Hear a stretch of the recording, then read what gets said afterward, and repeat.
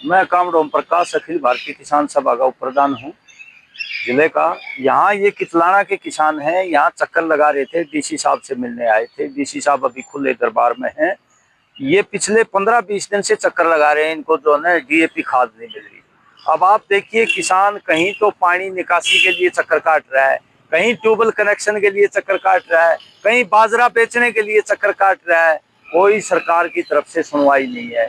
हमारे डीसी साहब तो अच्छे आदमी है, मैं कहूँगा, जब समस्या लेके जाते हैं तो वो जरूर ध्यान देते हैं, लेकिन बाकी महकमों के अधिकारी इतना ध्यान नहीं देते और सरकार तो बिल्कुल ही ध्यान नहीं दे रही है। इसलिए डीडीए साहब से हमने कहा है, पिछले दिनों डीडीए साहब कह रहे थे भाई इतने मीट्रिक टन खाद आया है। अब पता नहीं वो खाद बट गया क्या हुआ, पूछेंगे डीडीए साहब से।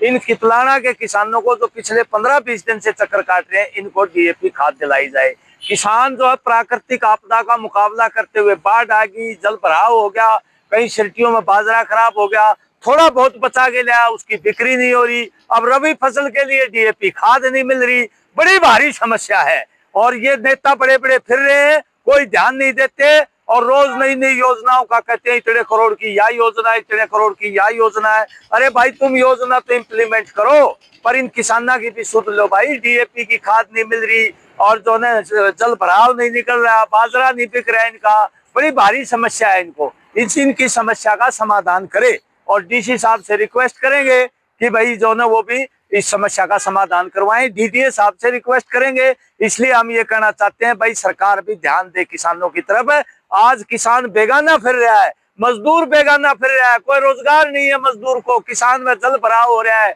खरीफ फसल तो नष्ट होगी, कोई मुआवजे की बात नहीं हो रही। तो इसलिए हम ये कहना चाहते हैं भाई, राज्य सरकार से, हमारे मुख्यमंत्री सैनी साहब से, सैनी साहब आप भी किसान के बेटे हो, किसानों की सुनो और किसानों की समस्याओं का समाधान करो, ये कहना चाहते हैं।